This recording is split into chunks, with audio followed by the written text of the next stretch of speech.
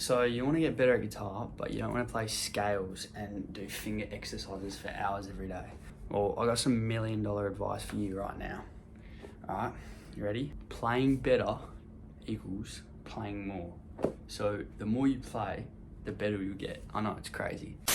Your skill level is a result of repetition, and this is the same in any endeavor. If you're playing piano or if you're playing sport, the more you do something, the better you're going to get. While fine-tuning certain aspects helps, it's not the be-all and end-all of your capability in the field. So the important thing is to make learning fun. Your overall playing will improve as you learn more songs, because each song will teach you new things. You'll learn new skills and you're expanding your bag. Plus, you build up finger strength and hand strength, which then improves the clarity and quality of your playing. I think it was Chet Atkins who said this, might not be, but he said in an interview that he didn't play guitar every day. He played when he felt like playing. And yeah, so some days he'd play for hours, and some days he said he wouldn't play at all. And he was one of the greatest guitarists of his generation. So you don't have to stick to a time schedule. You don't have to have all these routines written out that you have to practice for 15 minutes a day. You don't have to do that. The most important thing is to enjoy what you're learning. You're not going to improve if you don't enjoy.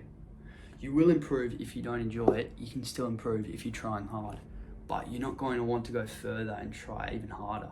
If you enjoy what you're doing, you're going to want to try even harder at this skill. You want to get motivated to play like someone who's better than you. For me, it's been a few guys. One was Tommy Emmanuel, that was the first one.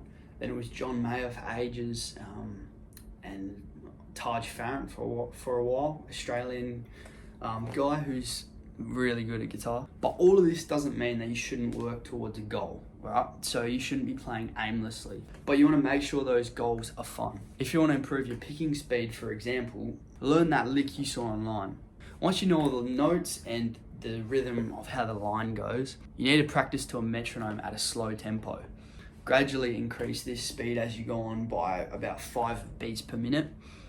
So say you start on 90, when you get 90 BPM of playing that song, really, that line really clean, with no mistakes, then you'd bump it up 5 BPM to 95, and then get that clean, and then up to 100.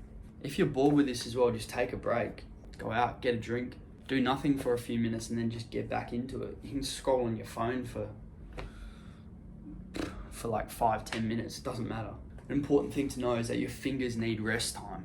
So you can't just be playing the same fast lick for 2 hours trying to get it right. Like, you need to take a break. They need a lot more rest if you're starting out as well. And then if you're bored of playing to a metronome, get the track up. Try play to the track. If the track's too quick, then just slow the track down and try play to that speed, and then try improve. YouTube has a 0.25 speed to 0.5, and then 0.75, and then to full speed. I'd play it at 0.25 first. That'd be pretty easy because it's really slow. Then once it gets to 0.5, try get that speed. Once you've got that, you can move it up to 0.75, and then maybe full speed's too fast, but then you can go back to the metronome and work your way up again on BPM. Don't expect to learn a whole song or riff in that one session or in one day. You're not going to learn the entire thing. You might learn it, but you won't learn it as fast as it should be and as clean as it should sound. So don't expect it to be perfect on the first day. It'll take at least like 2 days of, I'd say, about a minimum of 30 minutes a day to get it to a proficient level. As long as you're always learning new licks and songs, you're guaranteed to improve. You're always going to get better from doing more. Think about it. How did all the guys before us get better at guitar? They played to a record and they tried to learn the song, or they tried to improvise over that song. And they did that thousands of times, and that's how they got better. Now it's so easy for us. We have YouTube videos, and we have tabs, and we have everything at our disposal. Lots of people say that you shouldn't use tabs and you shouldn't watch YouTube, you should try learn by ear.